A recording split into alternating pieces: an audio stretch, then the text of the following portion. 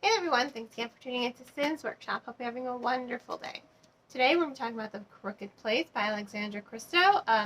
This is the second novel written by this author, but for some reason I discovered it's not as popular as her first book, To Kill a Kingdom. Like, all I hear, now working at a bookstore, all I hear people talk about is To Kill a Kingdom, To Kill a Kingdom, To Kill a Kingdom. And we have that one in our shelves versus this one. We don't even have this in a paperback on our shelves, and I read it, and obviously I read it, I'm here reviewing it, but it's one of those things that was in the back. I'm like, why does it seem like it's not as popular as her first novel? And I think I kind of understand why. I like this novel. By the end of the day, I was just like, oh, gasping, jaw dropping, especially that ending. Oh my god, we will talk about that ending. I thought it was really well written. However, it was a struggle to get into. I did think that this book was going to end up on my did not finish pile. I really strongly believed that. And it's not that it's even poorly written, it's just very slow to start with. And I understand why it's a little slow. Christo, she is building a world here. But not only that, she is also introducing her four main protagonists that we are going to be following as we read this book.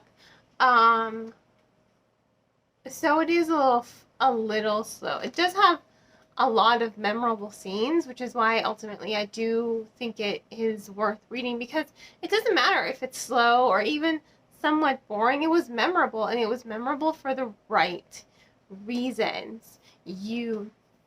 I can vividly, mind you, I'm so backed up on my stuff that it's probably been 2 weeks since I've read this book.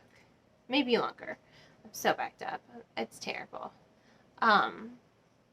Absolutely terrible. But the thing is, those scenes are still very vivid in my mind, especially some of the earlier scenes here, where Tavia gives her friend the magic and then things happen. Out of control things. Our first introduction to Wesley, our first introduction to Kamara. They are all memorable. You are seeing something very memorable play out here. So I think it's really interesting. I haven't read To Kill a Kingdom, so I don't know how the pacing is in that book. Maybe, I don't even know how many protagonists it is. It's on my to-be-read pile, 100%. I want to read it. But I got this one first. Oh well. But I think I can understand why it doesn't seem to be as popular, because it was admittedly a bit of a struggle to get into.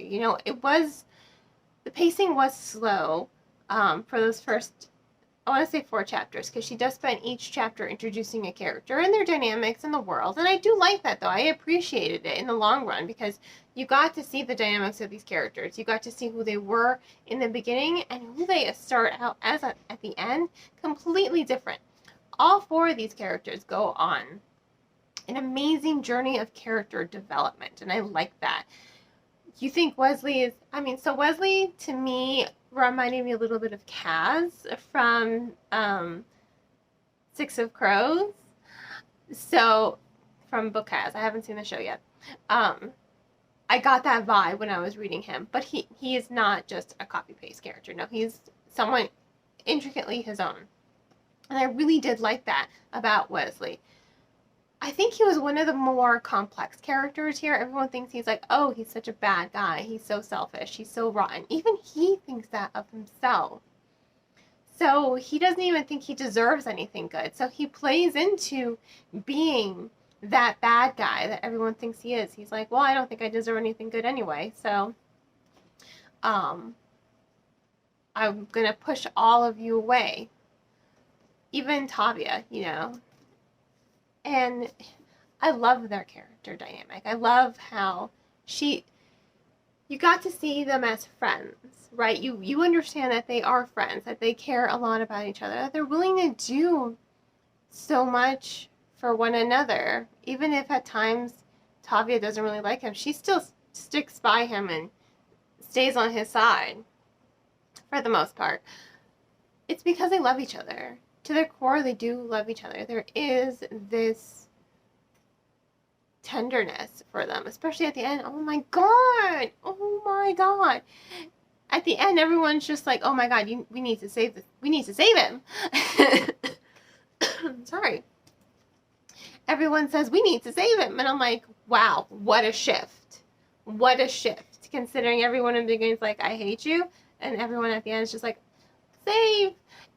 It's such a shift. So you get to see why that shift happens. You get to see all the pieces come together. And it really does offer the reader a really exciting adventure, especially because once the pace picks up, and it picks up like an explosion on a train ride, that's not even an exaggeration. That happens. It's amazing. Once it picks up, it stays up. And it keeps rising and rising and rising, allowing for some slow moments to ground the reader in and follow the character development and follow the plot of the story, because there are a lot of twists and turns for the story, and they are jaw-dropping. So the author doesn't want to lose you when you're reading the story, and I like that. And I do like the storytelling. I do like the world building. I think of all things, the story is character driven. I think it is a character-driven story, and you get to really relate to the characters. You get to see their journey. You get to see where they came from. More secrets are unveiled, and it strengthens those dynamics that seem really frayed in the beginning. Like I say, by the end of the book, everyone's just like, go save him, right? Because he gets into a shitload of trouble, and it's just like, I need the second book. I need the second book in my hands. I need it right now. Sydney Spells. I need it. My birthday's coming up. In any case, it was a well-written novel, and I really did enjoy it. But those first couple of chapters, they are a bit of a struggle.